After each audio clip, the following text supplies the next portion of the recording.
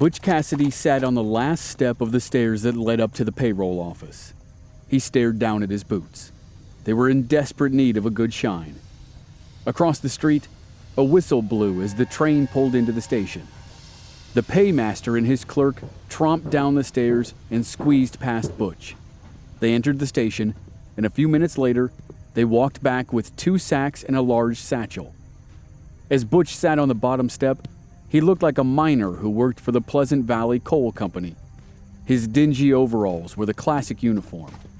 But then Butch pulled his pistol and stuck it in the paymaster's face. Butch said to drop the money. The paymaster complied. The clerk dropped the bag and ducked into the store on the first floor of the building.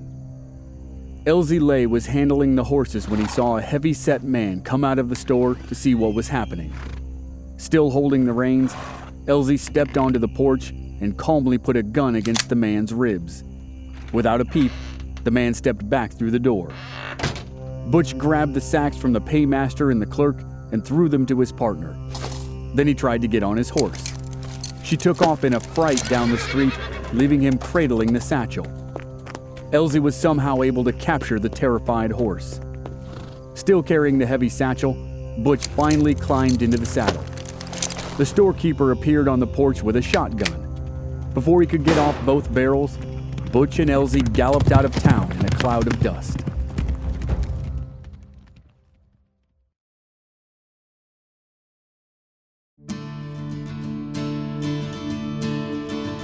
From Black Barrel Media, this is Legends of the Old West. I'm your host, Chris Wimmer, and this is a 4-part series about 2 of the most famous outlaws in American history, Butch Cassidy and the Sundance Kid. This is episode 3, The Wild Bunch.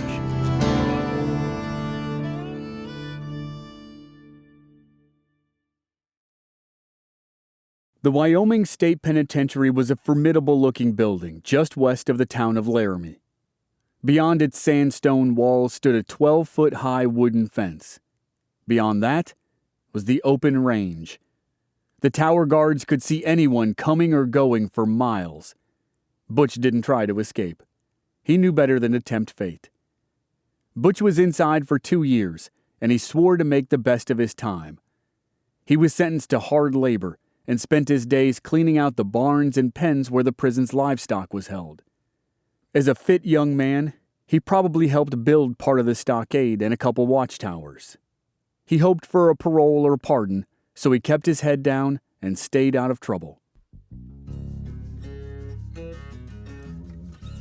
If there were good times to be had, they were participating in the weekly rodeos. Because of Butch's expertise at wrangling, he became a popular inmate with prisoners and guards alike. On Sundays, folks from Laramie were invited inside the walls to watch Butch and the other prison cowboys rope and ride. Butch may have even played a game or 2 of baseball. Next to horse racing, it was the nation's favorite sport.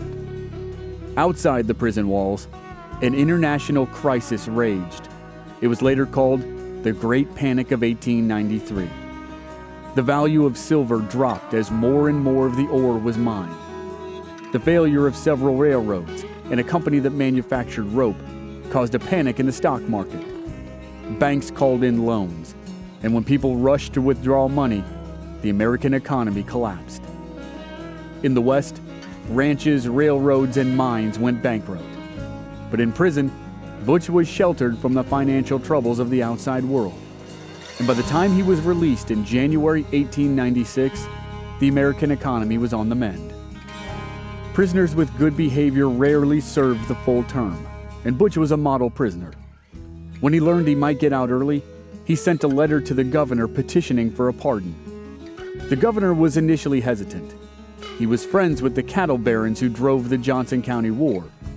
Butch had stolen cattle from the governor's friends, so the governor wanted an assurance that Butch would not go back to rustling if he were set free.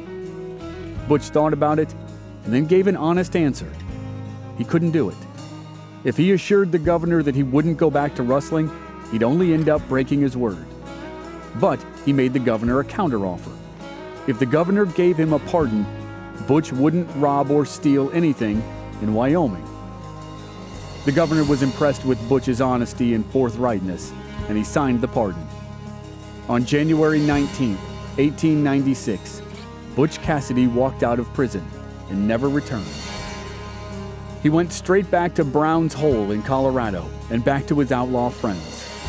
In short order, he had to rob a bank to pay his old lawyer to help his old friend Matt Warner.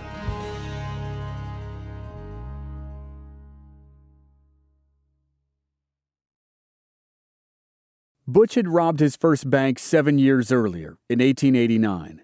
It was the San Miguel Valley Bank in Telluride, Colorado, and he'd done the job with Matt Warner and Tom McCarty.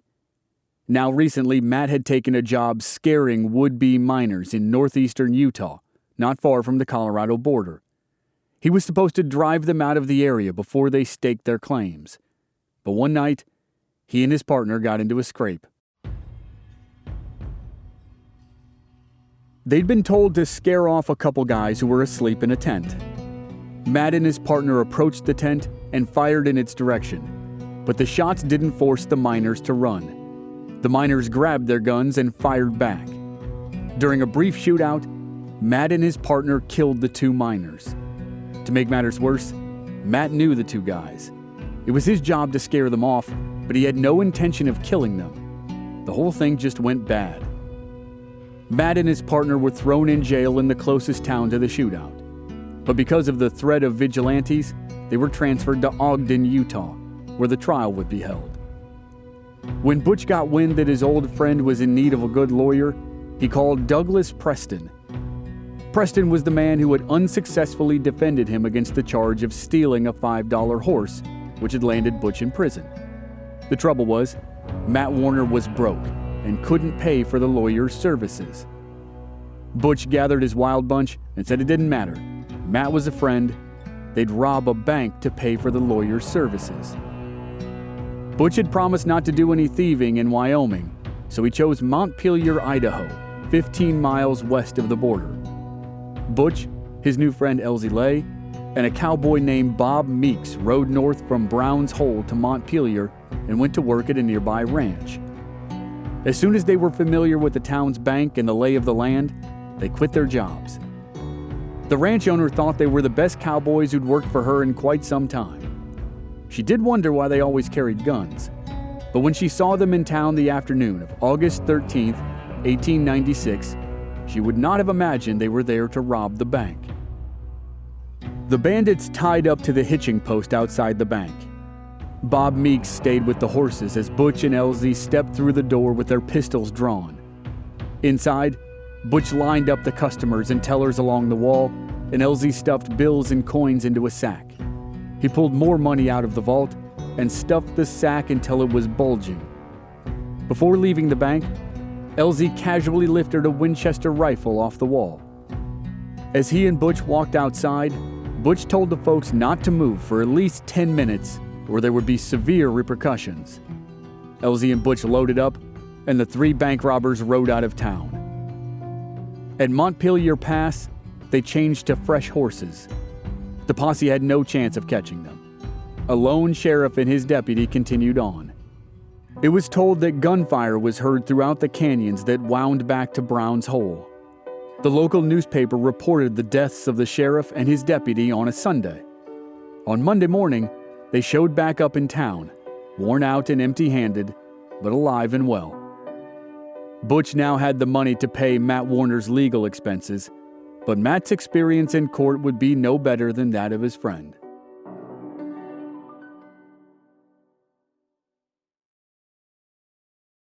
Matt Warner's trial began on the morning of September 8, 1896. The following day, there was an article in the Salt Lake City Herald that stated, "It is alleged that the bank was robbed by Cassidy and his gang to secure funds for Warner's defense, and that one of the attorneys in the case had already received $1,000 of bank money. Attorney Preston from Rock Springs says the inference is a malicious falsehood." And there might have been a falsehood. The $1,000. It was said that as much as $16,000 of heist money ended up in the pockets of attorney Douglas Preston. Preston was able to convince the judge to reduce the charges from first-degree murder to second-degree murder. But that was the best he could do. Matt Warner was found guilty of involuntary manslaughter and sentenced to 5 years hard labor. After the failed experiment to get Warner off the hook, Butch and Elsie went back to Brown's Hole. Elsie married a woman named Maud Davis, and Butch began a relationship with Ann Bassett. Ann was one of 2 daughters of the family that owned the Bassett Ranch. And Bassett Ranch was a kind of informal headquarters for entertainment in the area. The Bassett family, and Butch by extension, hosted horse races and dances and dinners. And one of the special dinners was Thanksgiving. Butch and his burgeoning wild bunch dressed in formal attire and helped serve drinks and food to guests from across the valley. And one of those guests was a young cowboy named Harry Alonzo, but most folks there knew him as the Sundance Kid. This early meeting, maybe the first of the 2 bandits, would have been muted by the onset of winter. It was late in the year 1896, and the outlaws would have largely hunkered down until spring. As the weather warmed, Butch contemplated his most audacious robbery to date. But for his partner in the job, he trusted only Elsie Lay, not the Sundance Kid. On April 21st, 1897, Butch dressed himself in dirty overalls and planted himself at the bottom of the stairs that led to the payroll office of the Pleasant Valley Coal Company. Butch and Elsie stole nearly $10,000 that day, but the getaway was not their finest moment. Butch had a devil of a time getting his horse to cooperate. But when he was finally in the saddle, he and Elsie galloped out of Castlegate, Utah. Butch gained great respect among his fellow outlaws and became the bane of railroad barons, bank presidents, and the kings of coal. And as tales of his exploits grew, they became greatly embellished. By some newspaper accounts, the thieves and murderers who made up the Wild Bunch numbered in the hundreds. Butch Cassidy loved that exaggeration. The more the public feared them, the better. The Wild Bunch, led by Butch Cassidy, counted only 10 or so seasoned outlaws, with 4 or 5 his closest compadres. While Butch was not a killer, a couple of them were cold-blooded murderers, and they would come and go by their own whims. One thing they all had in common, especially after his famously successful heist in Castlegate, was their commitment and respect for Butch Cassidy.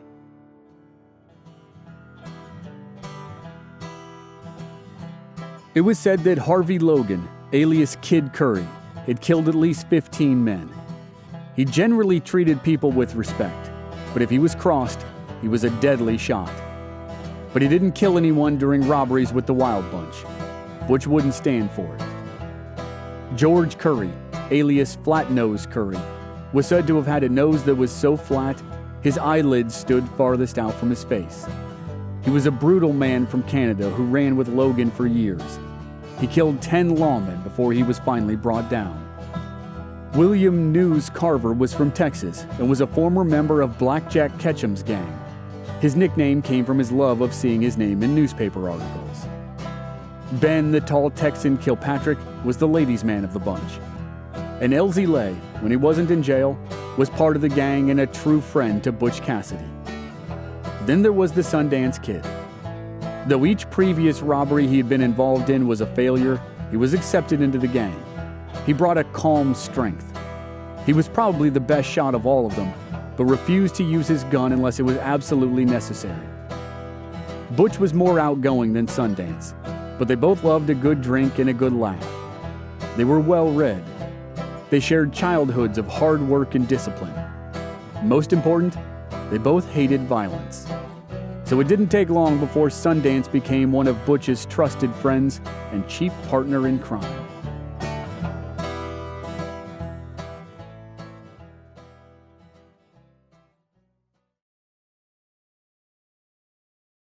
By 1898, the Wild West was coming to an end. There was little free range left from which to rustle cattle and horses. Homesteaders and large sheep farms were quickly taking over the land once claimed by rich cattle barons. Along with the telegraph wires strung beside the railroad tracks, telephone lines began to appear. Towns were growing with a much greater need for protection and justice from the lawlessness of the West. No longer could a gang of 3 or 4 armed men rob a train and ride off into the wilderness scot-free. Soon, even the Wild Bunch would not be safe in its hideouts. All types of lawmen, from U.S. Marshals to deputy sheriffs, searched for ways to bring the outlaws to justice.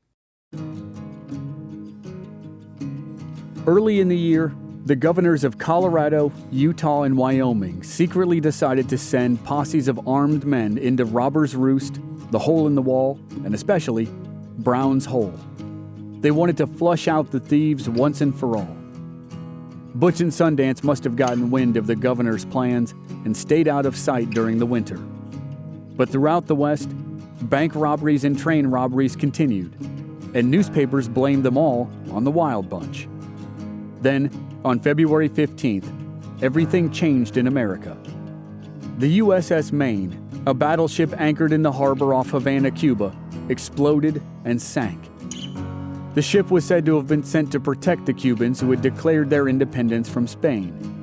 The real reason was to protect the vast American interests on the island. On April 24, 1898, the United States declared war on Spain.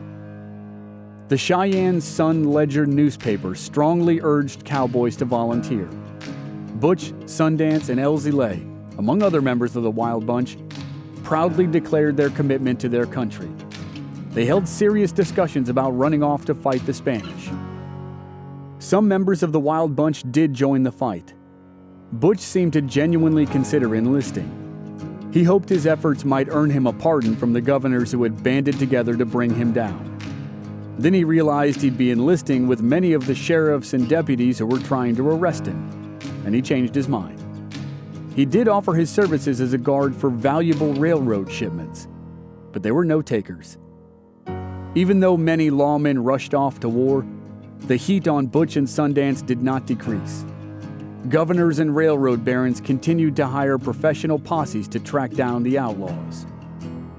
So Butch, Sundance, and Elsie Lay rode south to New Mexico and Arizona. They hired on to the W.S. Ranch to lay low. William French owned the large spread along the San Francisco River, not far from Alma, New Mexico.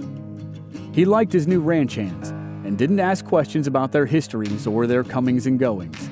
And it wasn't long before Butch became trail boss. But Sundance wasn't as compelled as his friends to stick around. While Butch and Elsie stayed put in New Mexico, Sundance headed north to Humboldt, Nevada. He joined up with Harvey Logan and Flat-Nosed Curry to rob a train. On July 14, 1898, they stole $26,000 from the Southern Pacific Railroad. After blowing open the express car and shaking hands with the railroad workers, they made a clean getaway. Though others were accused of the deed, the Pinkertons knew Sundance and his friends were responsible. A $1,000 reward was placed on the head of each man. For the next year, Butch laid low in southwestern New Mexico. He might have helped plan the robberies that caught the nation's attention in the spring and summer of 1899, but he wasn't directly involved in any of them.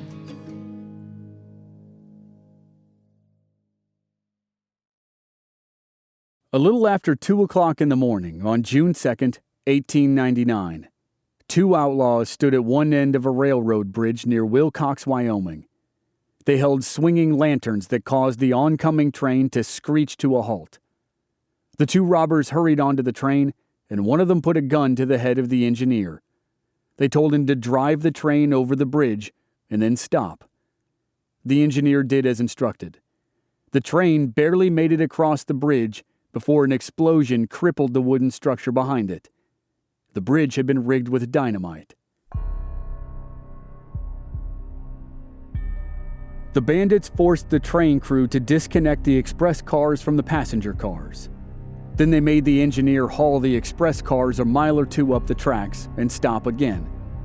At the final stop, 4 more bandits joined the robbery. The outlaws ordered the man in the express messenger car to open up. The man refused, and the robbers placed dynamite at the door. When the dynamite exploded, the blast showered the countryside with wood and steel. The messenger, Charles Woodcock, was dazed but not injured. The robbers ordered him to open the safe. He refused again. The bandits brought out the dynamite for a third time. They blew open the safe and found between $30,000 and $50,000 in cash, coins, and jewelry. The outlaws grabbed the loot and used their tried-and-true formula to get away. They'd set up relay stations with fresh horses along their route. The gang stopped at a cabin, divided the money, and then split up. Various posses chased them, and a deadly confrontation happened 4 days after the robbery. 3 of the robbers, Harvey Logan, Flat-Nosed Curry, and a third man who was probably Sundance, hid in a deep ravine in the area that is now called Teapot Dome. A posse stumbled right into them, and a gunfight broke out. Outlaw Harvey Logan shot and mortally wounded the leader of the posse, County Sheriff Josiah Hazen. After that, the bandits were able to sneak away, but they had to leave their horses and part of their loot behind. The raid on the Union Pacific Overland Flyer No. 1 made headlines across the country in the weeks that followed. 6 members of the Wild Bunch were involved, including Elsie Lay, Flat-Nosed Curry, Harvey Logan, and the Sundance Kid. It's assumed that Butch Cassidy helped plan the robbery, but most believe he didn't participate. Some people speculate that Butch met up with his gang sometime after the robbery, but the possible evidence is too thin to know for sure. Regardless of Butch's involvement, he was about to become a celebrity. On June 25, 1899, the New York Herald ran an article about the hole-in-the-wall gang that featured Butch's prison photo. He was now officially the leader of the most famous gang in America. And with the publicity came the heat. The robbery was another major embarrassment for the owners of the Union Pacific, so they hired the Pinkerton Detective Agency. They were determined to stop the thieves for good. The agency spent weeks tracking the outlaws and the stolen money. Detectives chased leads all over the western United States, including one that led them to Alma, New Mexico, where Butch was still the boss of the WS Ranch.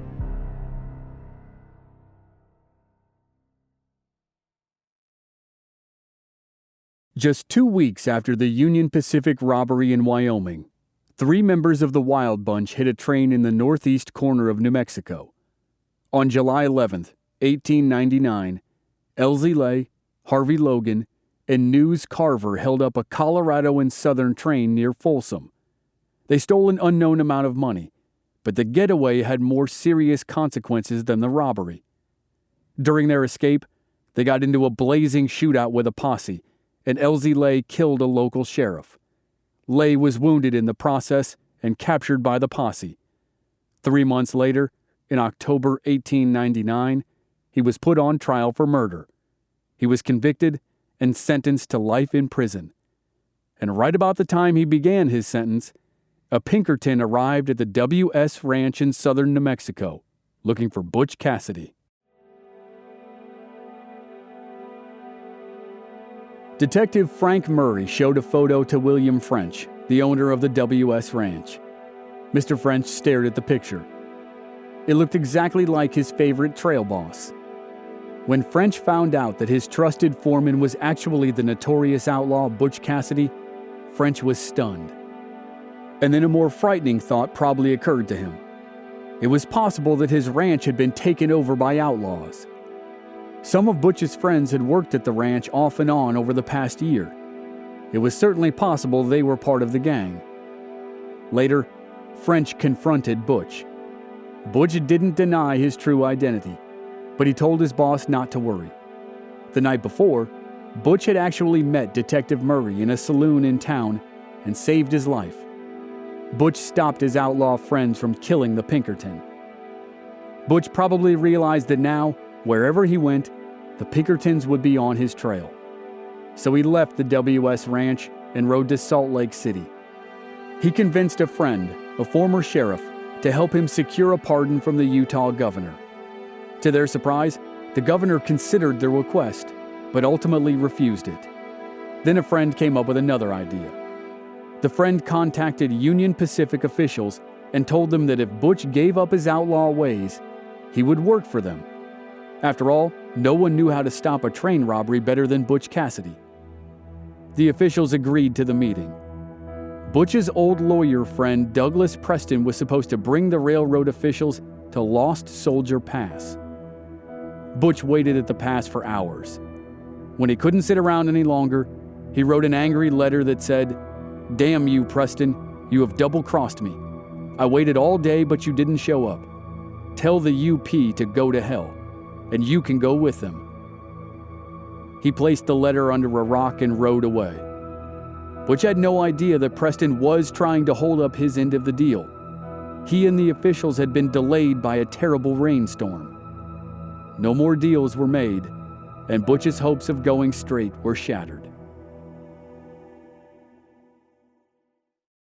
In the early morning hours of August 29, 1900, the Union Pacific passenger train number 3 pulled out of Tipton, Wyoming. Soon, the engineer felt a pistol against his back and was told to stop the train before hitting the fire that was blazing on the tracks up ahead. The train stopped, and the bandits went to the express car. They shouted for the express messenger to open up, and when the man responded, the outlaws recognized a familiar voice. Sundance said, "Is that you, Woodcock?" It was, in fact, Charles Woodcock, the express messenger who'd been guarding the safe on the Union Pacific train that Sundance and the gang robbed almost exactly a year earlier. This time it seemed Woodcock learned a lesson from his previous experience. When the robbers threatened to blow open the door of the car with dynamite, Woodcock readily opened it. Butch and the Wild Bunch made off with nearly $55,000. They were followed for days through desolate lands, and again, they escaped. It was the final train robbery for Butch and Sundance. They knew their outlaw days were nearly finished, and it was around this time that Butch began dreaming up his latest scheme. They would leave the country and start fresh, and he knew just where to go: Argentina.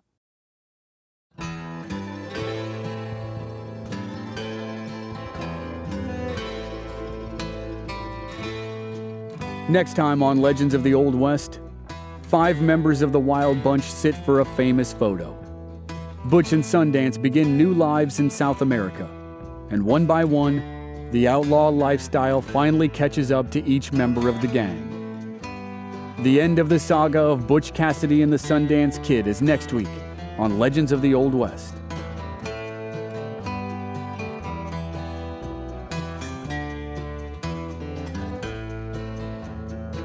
If you're a member of our Black Barrel Plus program, you already have access to the full season. If you're not a member, you can sign up now through the link in the show notes or on our website, blackbarrelmedia.com.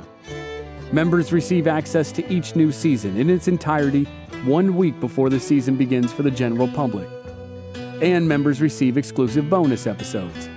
Sign up today for just $5 per month.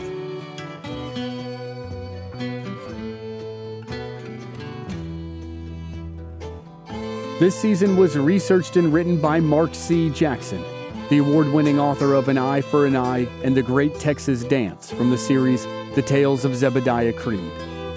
The closing music is A Theme for Butch and Sundance, written and produced by David R. Morgan and Mark C. Jackson. Audio editing and sound design by Dave Harrison. Original music by Rob Valier. I'm your host and producer, Chris Wimmer. If you enjoyed the show, please leave us a rating and a review on Apple Podcasts or wherever you're listening. Check out our website, blackbarrelmedia.com, for more details, and join us on social media. We're at Old West Podcast on Facebook, Instagram, and Twitter. Thanks for listening.